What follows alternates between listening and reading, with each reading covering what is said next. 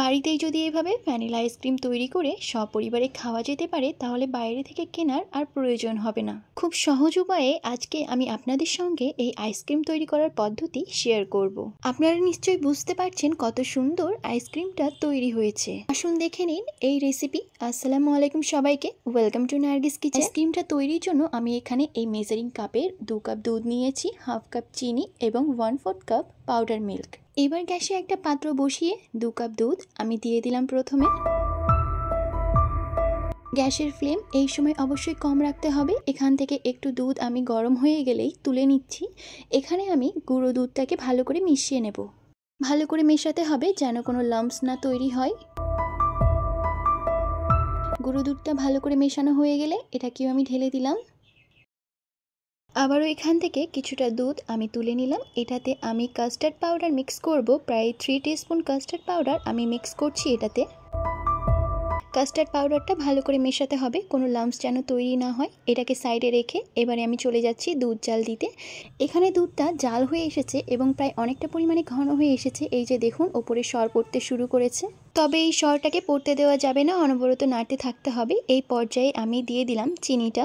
আপনারা মিষ্টির পরিমাণ কম বেশি করতে পারেন। এবারে কাস্টার্ড পাউডারের মিক্সিংটা দিয়ে দিচ্ছি। কাস্টার্ড পাউডারটা যেহেতু ভ্যানিলা ফ্লেভার ছিল তার জন্য আলাদা করে ভ্যানিলা এসেন্স দেওয়ার প্রয়োজন নেই। কাস্টার্ড পাউডার দেওয়ার পরে এরকম ঘন হতে শুরু করবে দুধটা, তাই নাড়তে থাকতে হবে।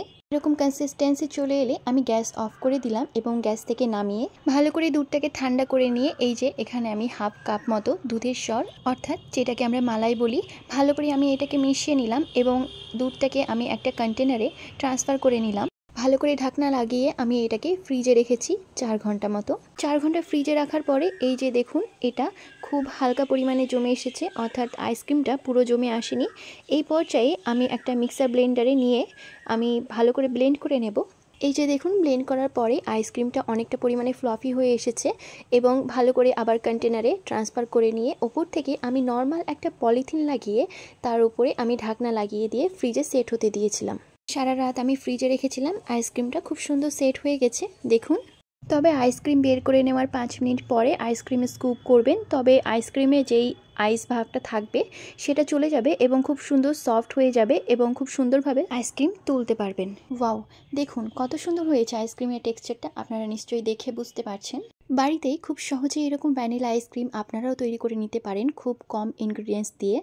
আমি ওপর থেকে একটু চকলেট সিরাপ গার্নিশ করে দিলাম। খুব সুন্দর খেতে হয়েছিল আইসক্রিমটা আসলেই। আশা করি আপনাদেরও আইসক্রিম তৈরির এই রেসিপি ভালো লেগেছে। যদি ভালো লেগে থাকে তাহলে একটি লাইক করে দেবেন, সাবস্ক্রাইব করে আমার চ্যানেলের সাথে থাকবেন, কমেন্ট করে অবশ্যই জানাবেন এবং অন্তত একবার বাড়িতে আইসক্রিমটা ট্রাই করে দেখবেন। আশা করি আপনাদেরও অনেক ভালো লাগবে। আজকের মতো আসি, আল্লাহ হাফেজ।